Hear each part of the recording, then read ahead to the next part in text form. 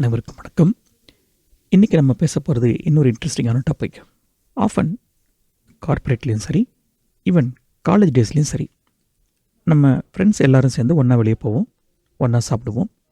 என்ன பில் வந்ததோ அதை டிவைட் பண்ணிப்போம் ஈக்குவலாக.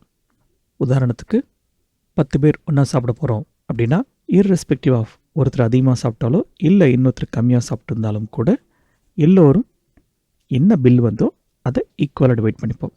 இந்த மெத்தடுக்கு பேர் டச் அப்படின்னு சொல்லுவாங்க. ஈவன் தோ ஒரிஜினலி டச் அப்படிங்கிறது அவங்கவுங்க சாப்பிட்டதுக்கு அவங்கவுங்க பில் பே பண்ணணும் அப்படின்னாலும் கூட ஓவர் பீரியட் ஆஃப் டைம் இது டச்சுன்னு மாறிடுச்சு. ஓகே, இதை பற்றி டிஸ்கஷன் இன்னொரு நாளைக்கு. இந்த மாதிரியான டச்சில் ஒரு சில ப்ராக்டிக்கல் சிக்கல்கள் வந்திருக்கு. அதை எப்படி ஹேண்டில் பண்ணலாம், அல்லது அப்படி ஒரு சுச்சுவேஷன் வந்தால் என்ன தப்பெல்லாம் செய்யக்கூடாது அப்படிங்கிறத பற்றி பேசலாம். இப்போ வழக்கம் போல் என்னோடய ஃப்ரெண்ட் எக்ஸை எடுத்துப்போம். அவர் ரொம்ப இன்ட்ரோவர்ட், பெருசாக யார்கிட்டையும் பேச மாட்டார். ரெண்டாவது, ரொம்ப சிக்கனவாதியும் கூட. ஸோ இந்த மாதிரி மக்களோட ஒன்றா வெளியே போய் சாப்பிட்றது அப்படிங்கிறது இஸ் ஆல்வேஸ் அலர்ஜிக். ஏன் அப்படின்னா காசு செலவாகும் அப்படிங்கிறதுக்காக. இதை நான் தப்பாக சொல்லலை. மேபி இப்போ அவர் இருக்கிற சூழ்நிலையில் ஒவ்வொரு பணமும் ஒவ்வொரு பைசாவும் முக்கியமானது இருக்கக்கூடும். அதனால் இந்த மாதிரி ஃப்ரெண்ட்ஸோடு சேர்ந்து வெளியில் போகிறத அவாய்ட் பண்ணலாம். ஆனால் இதில் ஒரு சின்ன சிக்கல் இருக்குது. இப்படி ஃப்ரெண்ட்ஸோடு சேர்ந்து வெளியே போகவே இல்லை அப்படின்னா, கார்ப்பரேட் மாதிரியான என்விரான்மெண்ட்டில் உங்களால் ஃப்ரெண்ட்ஷிப் மேக் பண்ணவே முடியாது.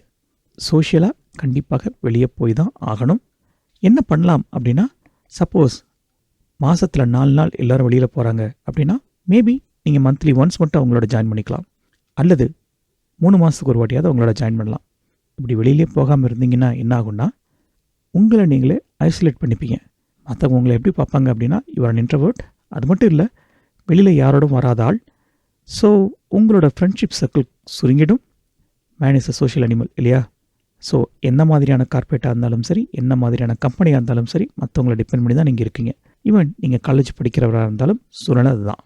அதனால் இந்த மாதிரியான சூழ்நிலை வரும்பொழுது முடிஞ்ச வரைக்கும் மக்களோட மக்களாக இருக்க பாருங்கள். அது உங்களுக்கான ஒரு நல்ல நட்பு வட்டாரத்தை ஏற்படுத்தி கொடுக்கும். பணம் உங்களுக்கு ஒரு சிக்கல் அப்படின்னா ஒன்றும் பிரச்சனை இல்லை. குறைஞ்சபட்சம் 3 மாதத்துக்கு ஒரு வாட்டியாவது மக்களோட மிங்கிள் ஆகுங்க. அடுத்து இன்னொரு பெரிய சேலஞ்ச் என்னோடய ஃப்ரெண்ட் சரவணகுமார் வழியாக வந்தது. என்னடா சரவணகுமார்ங்கிற பேர் எங்கேயோ கேட்ட மாதிரி இருக்கா? நம்ம டாக்டர் பால் இந்த பேரை தான் அடிக்கடி யூஸ் பண்ணுவார், எஃபிக்ஷியஸ் நேம். அதையே நம்மளும் யூஸ் பண்ணிக்கலாம் அப்படிங்கிறதுக்காக அதே பேரை யூஸ் பண்ணுறேன். என்னோடய ஃப்ரெண்ட் சரவணகுமார் ஒரு பியூர் நான் வெஜிடேரியன். வெளியில் போனால் வெறும் நான்வெஜ் மட்டும் தான் சாப்பிடுவார். அதே கேங்கில் இன்னொருத்தர் இருந்தார். அவர் பேர் கணபதிராம். சரவணன் கணபதி ஓகே தானே, ஒன்றும் ப்ராப்ளம் இல்லையே, ரைட். கணபதி பார்த்திங்கன்னா அவர் பியூர் வெஜிடேரியன். ஒரு முறை எல்லோரும் ஒன்றா சாப்பிட போயிருக்காங்க. பில்லு எதிர்பார்த்ததை விட ரொம்ப அதிகமாகிடுச்சு. ஸோ நம்ம வெஜிடேரியன் ஃப்ரெண்டு கடுப்பாயிட்டார். எல்லாம் நான்வெஜ் சாப்பிட்ருக்கீங்க, நான்வெஜ்னால தான் பில் அதிகமாச்சு, நான்வெஜ் சாப்பிட்டவங்களுக்காக நான் ஏன் வெஜிடேரியன் பில் பே பண்ணணும் அப்படின்னு ஆரம்பிச்சது. லாஜிக்கலி பார்த்தீங்கன்னா அவர் சொல்கிறது கரெக்டாக இருக்கலாம்.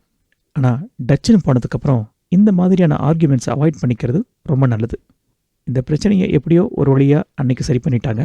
ஆனால் இந்த சம்பவத்துக்கு அப்புறம் அந்த வெஜிடேரியன் ஃப்ரெண்டை யாருமே வெளியில் போகும்போது அவுட்டிங்க்கு கூப்பிட்டு போகலை.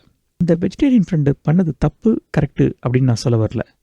ஆனால் ஒன்ஸ் நீங்கள் டச் அப்படின்னு ஒத்துட்டு வெளியில் போயிட்டீங்கன்னா டச்சாகவே இருங்க. இல்லை நீங்கள் கம்ஃபர்டபுளாக இல்லை, உங்களுக்கு பணப்பிரச்சனைகள் இருக்குது அப்படின்னா you can always call it off. இல்லைப்பா இன்றைக்கி நான் வரல, இன்னொரு நாளைக்கு பார்க்கலாம். That is a more gentle way of handling it rather than போனதுக்கப்புறம் அன்னெசரியாக ப்ராப்ளம் க்ரியேட் பண்ணுறது. இதே போல் இன்னொரு சிக்கலும் இருக்குது. ஒரு சில நேரங்களில் ட்ரிங்கர்ஸ் வெர்சஸ் நான் ட்ரிங்கர்ஸ், ஐ மீன் ஆல்கஹால், இதுலேயும் பிரச்சனைகள் வரக்கூடும். அங்கேயும் த சேம் அட்வைஸ். ஒருவேளை நிறைய நான் ட்ரிங்கர்ஸ் இருக்காங்க, அதனால் பில் எக்கச்சக்கமாக வரப்போகுது, I am not willing to pay அப்படின்னு நீங்கள் நினச்சா ஜகா வாங்கிக்கலாம். அதில் ஒரு தப்புமே இல்லை.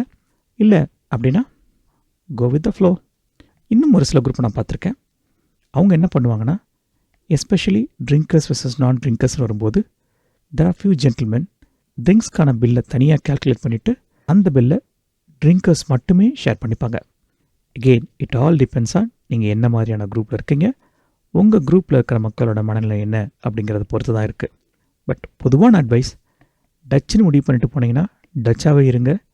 இல்லை உங்களுக்கு கம்ஃபர்டபுளாக இல்லைன்னா ஆரம்பத்திலே ஜகா வாங்கிக்கோங்க. பார்ட்டிக்கோ அல்லது அவுட்டிங்க்கோ போனதுக்கு அப்புறம் அங்கே தேவையில்லாத பிரச்சனையை க்ரியேட் பண்ணி don't create awkward situation for everybody.